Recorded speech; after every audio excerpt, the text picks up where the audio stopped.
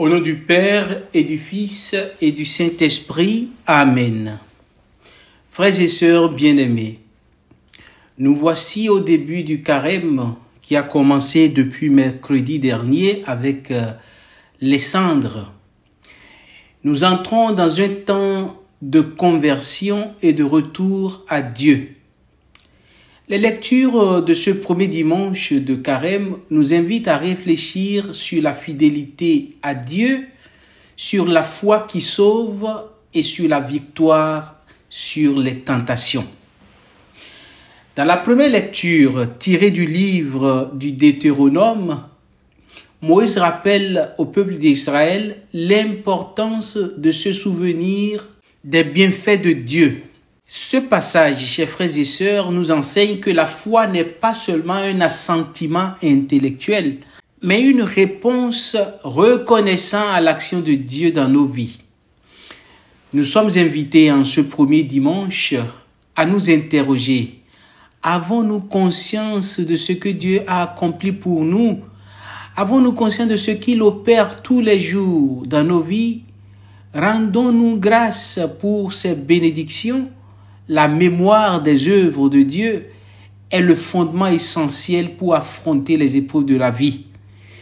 Une personne qui n'a pas de mémoire, une personne qui ne se souvient pas, qui n'a pas ce que les latins appellent la memoria grata, c'est-à-dire la mémoire remplie de gratitude, ne peut pas apprécier la vie en tant que don de Dieu.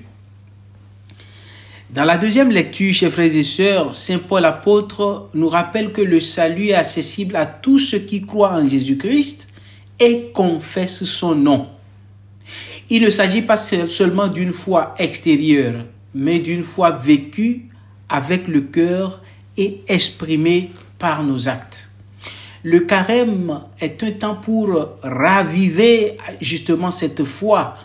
Nous devons oser proclamer que Jésus est Seigneur, non seulement par nos paroles, mais aussi par nos choix de vie, par les choix cohérents que nous faisons pour témoigner, parce que il y a la responsabilité du témoignage qui accompagne la vie en Christ.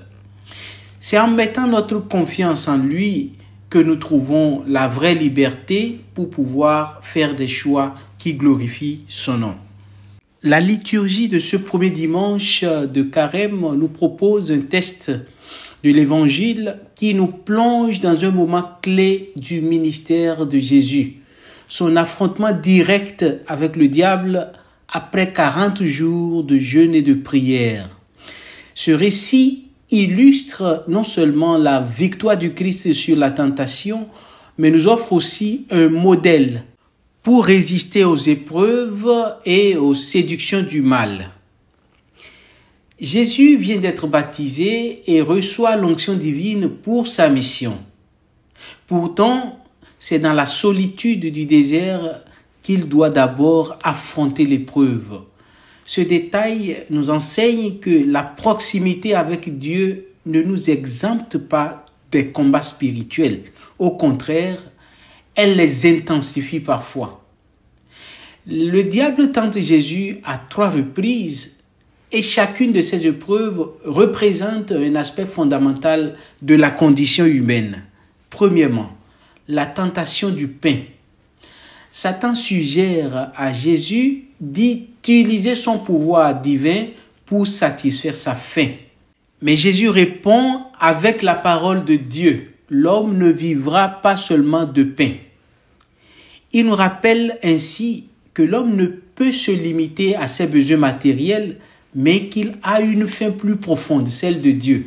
Saint Augustin, notre Père, dira « Tu nous as fait pour toi, Seigneur, et notre cœur est sans repos tant qu'il ne repose en toi. » Il y a cette faim, il y a cette soif de Dieu qui nous habite et que tant qu'elle n'est pas satisfaite, justement, nous n'avons pas la joie de vivre. La tentation du pouvoir et de la gloire est la deuxième tentation. Le diable offre à Jésus les royaumes du monde en échange de son adoration. Nous voyons là, chers frères et sœurs, l'illusion du pouvoir facile et du succès sans la croix. Mais Jésus répond, c'est devant le Seigneur ton Dieu que tu te prosterneras. Il nous montre que seul Dieu mérite notre adoration et que la vraie grandeur passe par l'obéissance au Père.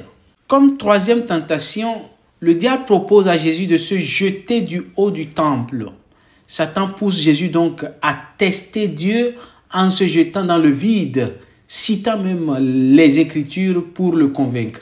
Jésus refuse de manipuler Dieu et rétorque « Tu ne mettras pas à l'épreuve le Seigneur ton Dieu ». Le Christ nous enseigne ici l'humilité et la confiance dans le plan divin sans chercher des signes spectaculaires.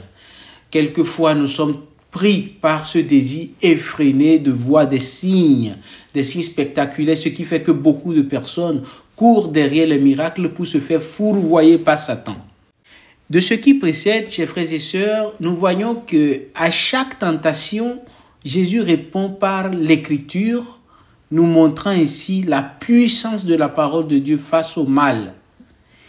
Il demeure fidèle à sa mission et refuse tout compromis. Enfin, le texte se termine par une note significative. Le diable s'éloigna de lui jusqu'au moment fixé. Cela nous annonce que la lutte contre le mal ne s'arrête pas là. Elle se poursuivra tout au long de la mission du Christ jusqu'à la croix.